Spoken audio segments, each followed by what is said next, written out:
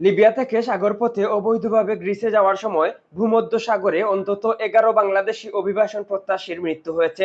জীবিত উদ্ধার হওয়া ব্যক্তিদের ভাষ্য অনুযায়ী খাবার ও পানির সংকটে তাদের চোখের সামনেই কয়েকজনের মৃত্যু হয়। মরদেহগুলোতে পচন ধরে দুর্গন্ধ ছড়িয়ে পড়ায় সেগুলো সাগরে ফেলে দিতে বাধ্য হন তারা। উদ্ধার হওয়া বাংলাদেশিদের মধ্যে 18 জনকে মার্শা মাতরুহ জেনারেল হাসপাতালে ভর্তি করা হয়েছে। 3 আগস্ট রাতে 42 জন অভিবাসন প্রত্যাশীকে নিয়ে একটি ইঞ্জিন চালিত নৌকা গ্রিসের উদ্দেশ্যে লিবিয়ার তাবারুক উপকূল থেকে যাত্রা শুরু করে। নৌকাটিতে থাকা 42 জনের মধ্যে 38 জনই বাংলাদেশি বলে জানা গেছে। যাত্রা শুরুর কিছুক্ষণ পরই ঝড়ের কবলে পড়ে নৌকায় থাকা খাবার ও পানির মজুদ সাগরে ভেসে যায়। এরপর খাবার ও পানি ছাড়াই নৌকাটি নিয়ে বিপজ্জনক যাত্রা অব্যাহত রাখেন অভিবাসন প্রত্যাশীরা। গ্রিসের কাছাকাছি পৌঁছানোর পর হঠাৎ নৌকার ইঞ্জিন বিকল হয়ে যায়। এতে নৌকাটি সাগরে ভাসতে থাকে। এভাবে টানা 9 দিন ভূমধ্যসাগরে ভেসে থাকার পর বাতাসের স্রোতে নৌকাটি মিশরের মার্সা মাতরুহ উপকূলের কাছে পৌঁছে যায়। পরে মিশরের নিরাপত্তা বাহিনী তাদের উদ্ধার করে।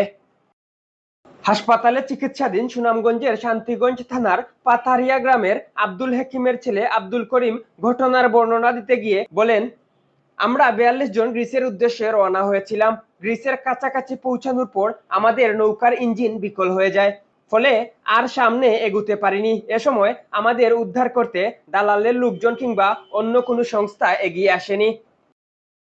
কান্নাজড়িত কণ্ঠে তিনি আরো বলেন, আমাদের কাছে খাবার বা পানি কিছুই ছিল না।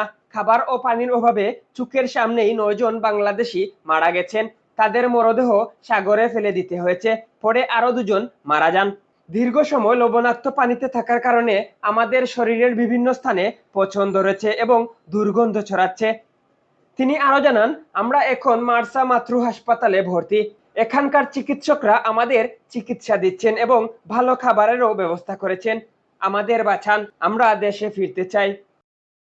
মিশরে বাংলাদেশ দূতাবাস জানিয়েছে, আহত বাংলাদেশি নাগরিকদের বিষয়ে মার্শা মাতরুহ জেনারেল হাসপাতালের চিকিৎসক ডাক্তার শরীফ এবং স্থানীয় পুলিশ স্টেশনের বাদরান নামেক এক কর্মকর্তার সঙ্গে দূতাবাসের নিয়মিত যোগাযোগ রয়েছে।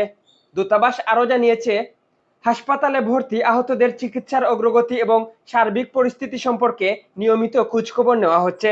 আহত বাংলাদেশি নাগরিকরা সুস্থ হয়ে উঠলে মিশরের সংশ্লিষ্ট আইনি প্রক্রিয়া সম্পন্ন করে আটক বাংলাদেশিদের ট্রাভেল পারমিটের মাধ্যমে যত দ্রুত সম্ভব দেশে ফেরত পাঠানোর ব্যবস্থা করা হবে।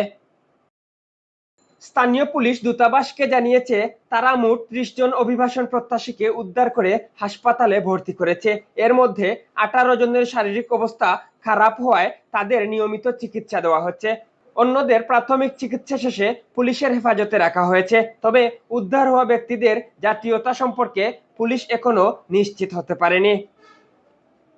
ইন্টারন্যাশনাল ডেস্ক, আধুনিক কাগজ।